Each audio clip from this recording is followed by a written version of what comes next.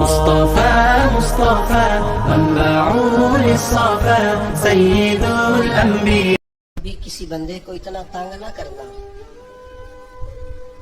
کہ وہ اتنی تکلیف میں آئے کہ وہ خود تو کچھ نہیں کر سکتا، ماڑا ہے، لیکن پھر وہ رات کو اپنے رب کی بارگاہ میں بیٹھ کے کہے کہ تو حاکم و عادل ہے مگر تیرے جہاں میں ہے تلخ بہت بندہ مزدور کے اوقات. پھر ایسا نہ وہ غریب ہے، ماڑا ہے، خود تو کچھ نہیں کر سکا، پھر اللہ کی بارگاہ میں تیری شکایت کرے.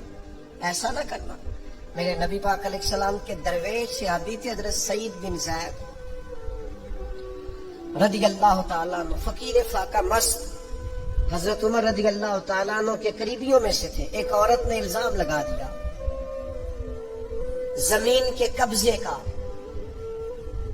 میں کیسے آپ سے کہوں کہ جب لوگ کسی ایسے شخص پر جس نے زندگی ساری دیانتداری سے گزاری ہو، لوگ الزام لگاتے ہیں نا، تو یہ بھی نہیں سوچتے ہم بات کس کے بارے میں کر رہے ہیں.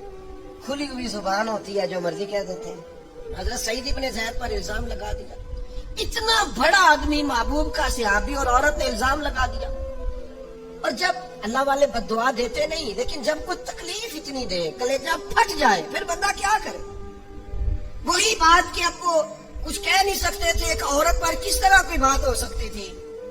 دونوں ہاتھ اللہ کی بارگاہ میں اٹھائے، یہ صحیح حدیث میں موجود ہے. دونوں ہاتھ اللہ کے حضور اٹھا کے عرض کرنے لگے، مالک اگر یہ عورت جھوٹی ہے نا تو پھر اسے اندھا کر دے اور اس کی قبر اس کے گھر میں بنا دے.